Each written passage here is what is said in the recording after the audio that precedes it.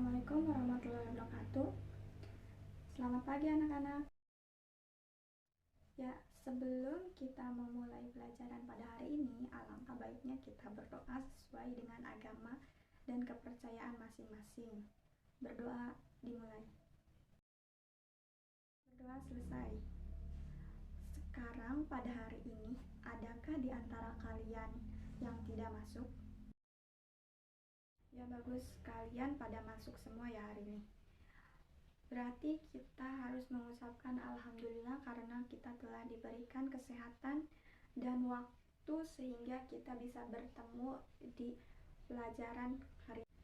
Baik, berhubung kemarin kita sudah mempelajari mengenai sejarah akuntansi, jadi sekarang kita akan membahas tentang laporan keuangan, yang lebih tepatnya mengenal lebih jauh tentang laporan keuangan.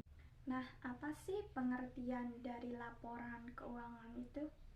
Apa kalian ada yang tahu? Ya betul. Laporan keuangan adalah catatan atau informasi keuangan suatu perusahaan pada suatu periode akuntansi yang dapat digunakan untuk menggambarkan kinerja perusahaan tersebut. Jadi, jika kalian ingin mencari kinerja suatu perusahaan, kalian bisa melihatnya di laporan keuangan. Nah, untuk laporan keuangan sendiri itu ada susunannya. Ada 4 secara standar laporan keuangan yang lengkap. Biasanya terdiri dari yang pertama itu ada neraca atau balance sheet, lalu yang kedua itu ada laporan laba rugi atau income statement, lalu yang ketiga itu ada laporan arus kas atau statement of cash flow, lalu yang terakhir itu ada laporan ekuitas atau modal pemilik atau owner equity statement. Pada neraca atau balance sheet di sini terdapat 2 akun, yaitu aset dan liabilitas. Jadi, neraca melaporkan kondisi aset, kewajiban, dan kepemilikan modal perusahaan tersebut. Pada aset seperti ada aset lancar dan aset tetap, sedangkan pada liabilitas atau utang itu ada utang lancar dan utang jangka panjang atau utang tidak lancar. Nah, yang kedua ada laporan laba rugi. Laporan laba rugi adalah bagian dari laporan keuangan yang melaporkan informasi tentang kinerja operasional perusahaan tersebut. Informasi tersebut mengenai tentang pendapatan, pengeluaran, dan laba atau ruginya perusahaan pada suatu periode akuntansi. Lebih tepatnya untuk menunjukkan kemampuan perusahaan dalam menghasilkan uang. Di sebelah kiri layar kalian bisa melihat contoh dari laporan laba rugi. Di paling atas ada penjualan dan di paling bawahnya ada beban-bebannya dan di paling bawahnya ada laba bersihnya. Yang ketiga ada laporan arus kas. Laporan arus kas menyajikan informasi tentang laporan keuangan suatu perusahaan yang dihasilkan pada suatu periode akuntansi yang menunjukkan aliran masuk dan keluar uang atau kas perusahaan. Berikut adalah contoh dari laporan arus kas. Pada laporan arus kas terdiri dari 3 poin. Yang pertama itu adalah arus kas aktivitas operasi, dan yang kedua adalah arus kas aktivitas investasi, dan yang ketiga adalah arus kas dari aktivitas pendapatan. Arus kas operasi adalah arus kas yang terjadi selama periode akuntansi yang membahas tentang aktivitas operasi. Sedangkan arus kas investasi menunjukkan laporan perusahaan dalam mengembangkan perusahaannya.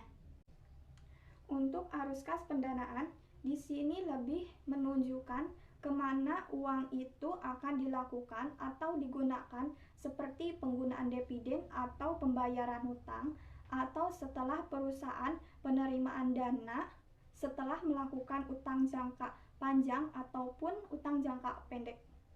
Nah, yang terakhir adalah laporan perubahan ekuitas atau modal pemilik atau owner equity statement, adalah suatu laporan yang memberikan informasi mengenai perubahan modal di sebuah perusahaan. Laporan jenis ini biasanya digunakan oleh perusahaan yang berjenis perseroan, CP atau firma. Sedangkan perusahaan yang berbentuk perseroan terbatas atau PT adalah laporan laba di tahun. Contoh format laporan keuangan yang ada di Indonesia.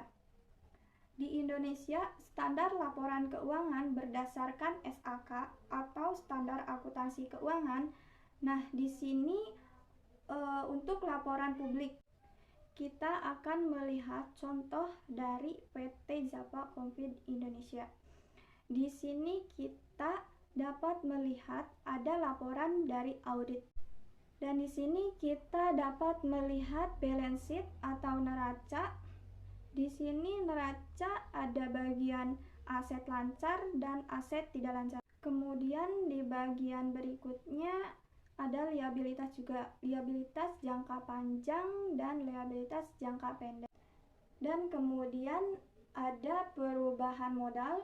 Di sini dapat kita lihat bahwa terjadi perubahan modal dari PT Japa Konfid. Yang berikutnya adalah contoh dari laporan laba rugi. Di sini kita dapat lihat paling atas ada penjualan dari perusahaan. Dikurangi oleh beban-bebannya sehingga pada akhirnya ditemukan laba tahan berjalan atau laba bersih. Pada berikutnya kita bisa melihat arus kas dari aktivitas atau laporan arus kas yang terdiri dari arus kas dari aktivitas operasi, terus arus kas dari aktivitas investasi, dan arus kas dari aktivitas pendanaan. Di sini kita bisa dapat lihat di PT Japa Konfid, dia melakukan penerimaan pinjaman jangka panjang. Artinya dia telah meminjam atau melakukan hutang jangka panjang. Pelajari materi laporan keuangan. Sekarang boleh diskusi dan tanya jawab sama Ibu mengenai laporan keuangan. Ya, silahkan. Ya, bagus banget pertanyaannya. Ya, jadi pertanyaannya siapa saja pihak-pihak yang membutuhkan laporan keuangan. Nah, ya, pihak-pihak yang membutuhkan laporan keuangan itu ada dua. Yang pertama pihak intern. Yang termasuk pihak intern adalah pemimpin perusahaan.